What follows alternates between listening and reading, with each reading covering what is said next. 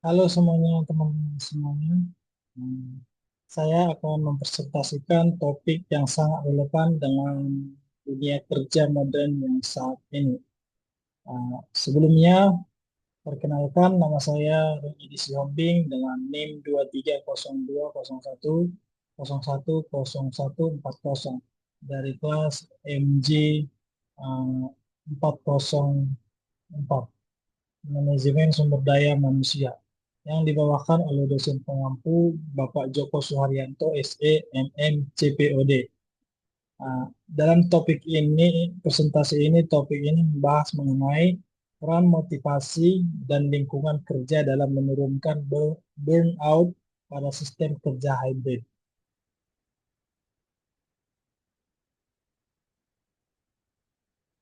Nah, langsung saja kita mulai. Mengapa topik ini penting untuk kita bahas?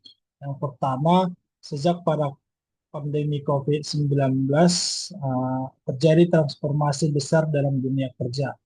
Lebih dari 70% perusahaan kini mengadopsi uh, sistem kerja hybrid. Namun di balik fleksibilitas yang ditawarkan muncul tantangan baru. Berdasarkan penelitian SHRM pada tahun 2024, 43% karyawan melaporkan peningkatan tingkat stres dibandingkan tahun sebelumnya. Ini menciptakan paradoks kerja hybrid yang seharusnya memberikan work life yang lebih baik, justru dapat memicu burnout jika tidak dikelola dengan tepat. Oleh karena itu, kita perlu memahami bagaimana motivasi dan lingkungan kerja dapat berperan dalam mengatasi masalah ini. Selanjutnya, definisi konsep kunci. Sebelum masuk ke pembahasan utama, uh, kita dapat mendefinisikan konsep kunci bahwa burnout itu adalah kondisi kelelahan fisik, emosional, dan mental akibat stres kerja kronis. Menurut Maslach dan Jackson, burnout ditandai dengan tiga karakteristik: kelelahan ekstrim, uh, cynicism atau sikap negatif terhadap pekerjaan dan perasaan tidak kompeten. Sementara sistem kerja hybrid adalah model kerja yang menggabungkan kerja di kantor dan remote work, memberikan fleksibilitas lokasi dan waktu kerja pada karyawan.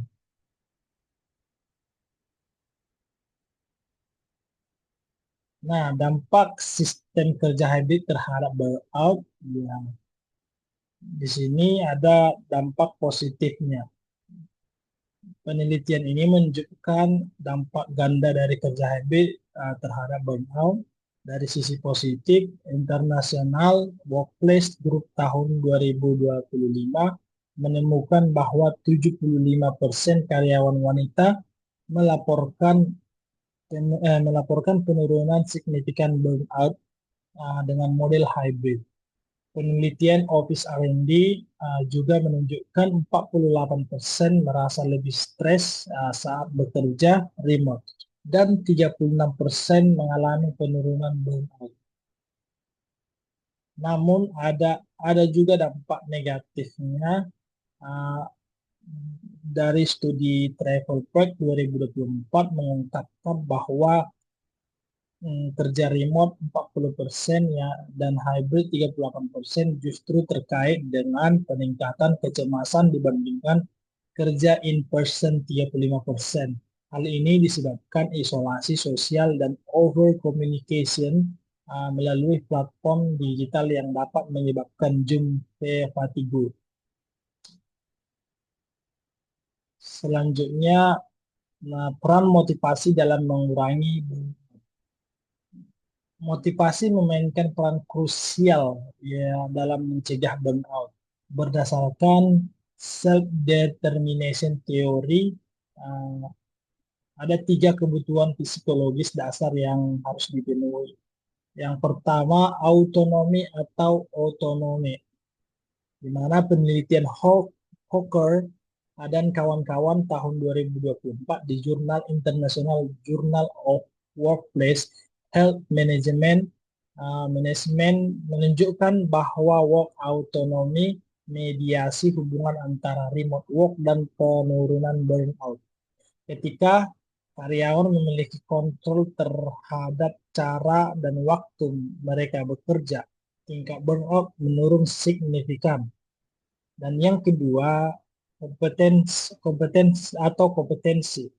yang eh, memberikan pelatihan dan pengembangan skill berkelanjutan membantu karyawan merasa mampu menghadapi tantangan kerja hybrid. Dan yang ketiga, relatedness atau keterkaitan, di mana membangun koneksi sosial tetap penting meski bekerja secara hybrid.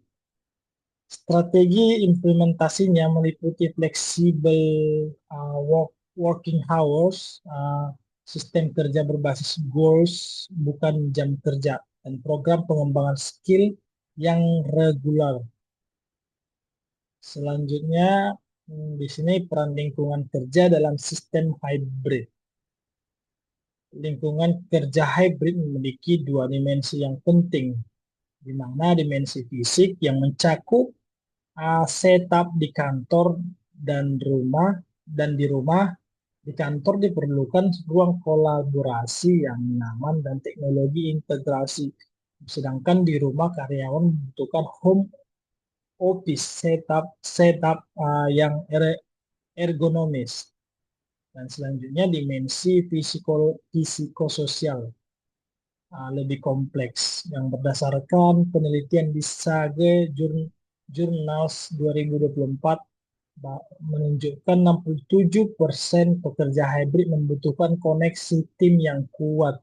Namun, tantangannya adalah mengurangi fatigue dan information overload sambil mempertahankan komunikasi efektif. Work-life balance menjadi kunci, terutama dalam boundary management.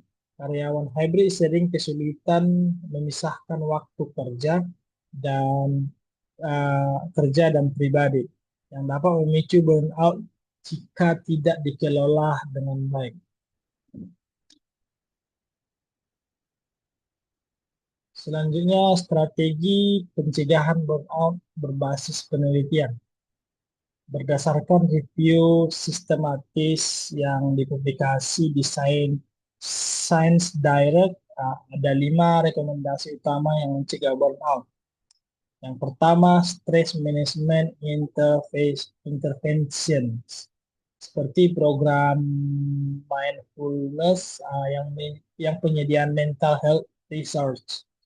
Yang kedua, work crafting, memberikan karyawan kontrol untuk memodifikasi tugas mereka secara strength and interest.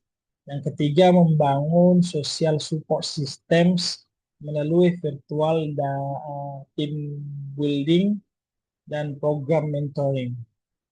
Dan yang keempat, workload work management dengan realistik goal setting dan implementasi priority matrix. Dan yang kelima, leadership support melalui pelatihan manajemen untuk mengenal tanda-tanda burnout dan regular check-ins dengan tim. Penelitian MIT Sloan Management Review menekankan pentingnya pendekatan sistemik, bukan hanya intervensi individual.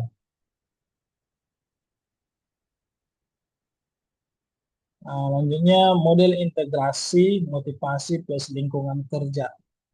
Dari penelitian yang ada, saya mengusulkan framework terintegrasi, motivasi intrinsik yang diperkuat oleh pemenuhan kebutuhan otonomi, kompetensi, dan relatedness dikombinasikan dengan lingkungan kerja yang suportif.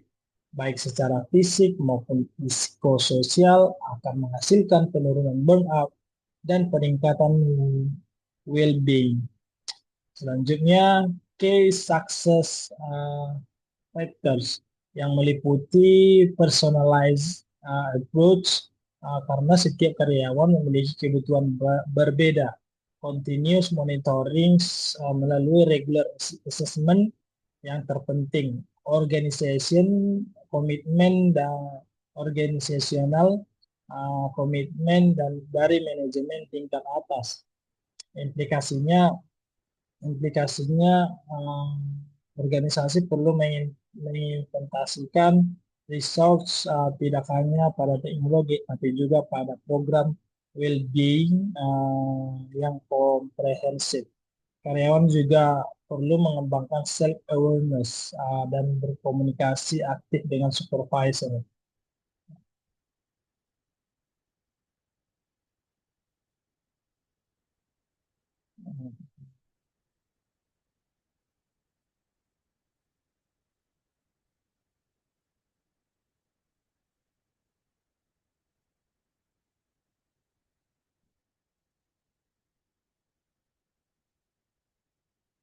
Baik, masuk ke dalam kesimpulan dari presentasi ini, bahwa sebagian dari kesimpulannya kerja hybrid memiliki potensi ganda, dapat mengurangi atau meningkatkan burnout tergantung implementasinya. Motivasi intrinsik, terutama otonomi, berperan krusial dalam pencegahan burnout. Nah, yang terpenting pendekatan holistik yang mengintegrasikan motivasi dan lingkungan kerja lebih efektif.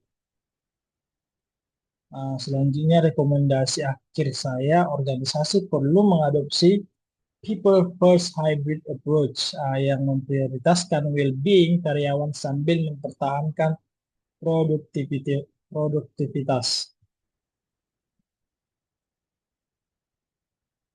Nah, baik, sekian dari presentasi saya. Jika ada yang kurang paham teman-teman semuanya, boleh teman-teman lihat dari referensi yang saya cantumkan. Bisa dilihat dari beberapa sumber yang saya cantumkan. Sekian dari presentasi saya ucapkan terima kasih.